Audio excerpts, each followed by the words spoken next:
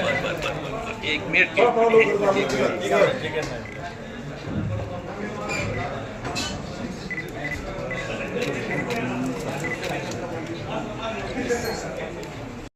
नमस्कार. महाराष्ट्र शासनानं काल आपले यशवंतराव चव्हाण राज्य वाङ्मय पुरस्कार जाहीर केलेले आहेत आणि या पुरस्काराअंतर्गत बालसाहित्यासाठी दिला जाणारा ना. धो. ताम्हनकर बालसाहित्य पुरस्कार हा मी लिहिलेल्या हाक शांततेसाठी या पुस्तकास जाहीर झालेला आहे.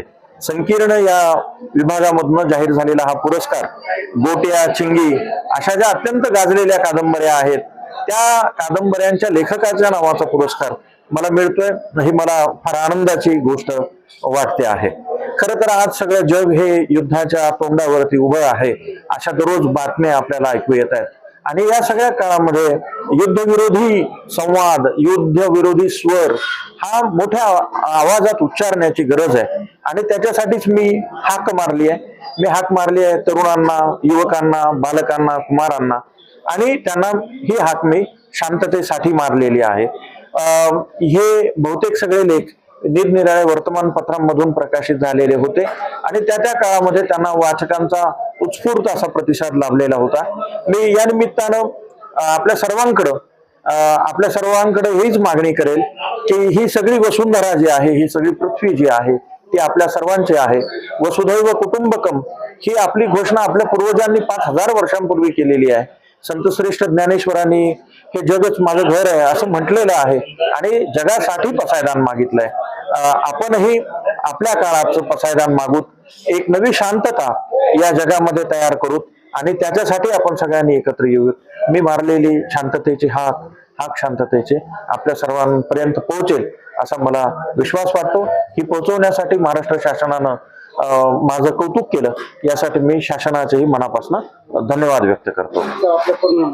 मी पृथ्वीराज भास्करराव तोर, मी नांदेडच्या स्वामी रामानंद तीर्थ मराठवाडा विद्यापीठामध्ये मराठी विभागामध्ये प्राध्यापक आणि विभाग प्रमुख म्हणून कार्यरत आहे. मागच्या 31 वर्षांपासून मी सातत्यानं लहान मुलांसाठी लिहितो. माझी 30 पुस्तकं प्रकाशित आहेत. मागच्या वर्षी माननीय राष्ट्रपती यांनी राष्ट्रपती भवनात झालेल्या ॲट होम सोहळ्याचं विशेष आमंत्रण मला दिलेलं होतं. त्यासाठी भारतातले केवळ 8 अकॅडमिशियन त्यांनी बोलवलेले होते, त्यात मी एक होतो. अलीकडच रशियाच्या राजधानीत मॉस्को येथे झालेल्या वर्ल्ड ऑर्गनायझेशन ऑफ रायटर्स या संस्थेच्या वतीनं मला सिल्वर मेडल देऊनही गौरव माझा झालेला आहे. पण या सगळ्या पार्श्वभूमीवर आपलं राज्य, आपलं शासन हा नादोबा ताम्हनकर यांच्या नावाचा पुरस्कार देऊन हाक शांततेसाठी या माझ्या पुस्तकाचा गौरव करते, ही माझ्यासाठी खूप आनंदाची गोष्ट आहे. सर, नवीन युवा लेखक आज मोठ्या प्रमाणात लिहित आहेत. मी प्रामुख्याने युवक आणि शालेय विद्यार्थ्यांसाठी लिहितो आणि त्यांच्या सोबत राहून काम करतो. मी या निमित्तानं एवढंच सांगेन की आपल्याला जगाचे प्रश्न उघड्या डोळ्यांनी पाहता आले पाहिजेत.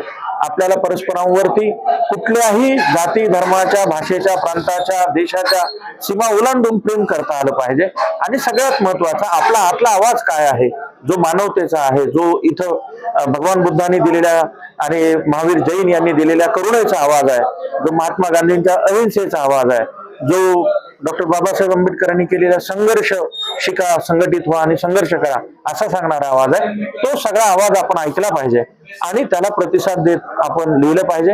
आपण आपल्या भाषेचा सन्मान केला पाहिजेच, आपण बोलींचा सुद्धा सन्मान केला पाहिजे आणि त्याशिवाय अन्य भारतीय भाषांमध्ये आणि जगातल्या वेगवेगळ्या भाषांमध्ये काय चाललेलं आहे त्याच्या नोंदी घेत त्या सगळ्या भाषांचा सन्मान करत आपण त्यातलं साहित्यही वाचलं पाहिजे असं मला वाटतं. माननीय मंत्री महोदय हे नांदेड या जिल्ह्याचे पालकमंत्री सुद्धा आहेत आणि त्यामुळं माझ्या जिल्ह्याचे पालकमंत्री अतुल सावे साहेब, जरी हा सत्कार आज छत्रपती संभाजीनगर या ठिकाणी होत असला तरी माझ्या जिल्ह्याच्या पालकमंत्र्यांनी केलेलं हे कौतुक आहे. त्यामुळं मला खूप आनंद झालेला आहे. त्यांनी अत्यंत बोलून पाठीवर थाप देऊन केलेलं हे कौतुक आहे. आदरणीय सावे साहेबांना अगदी त्यांच्या पिताजींपासून म्हणजे मोरेश्वर साहेब, सावे साहेब यांच्यापासून मी त्या कुटुंबांना ओळखतो जवळून. एक सुसंस्कृत नेतृत्व आपल्या शहराला लाभलेलं आहे. अशी सुसंस्कृत माणसं आपल्या पाठीवर थाप देतात ही माझ्यासाठी आनंदाची गोष्ट आहे.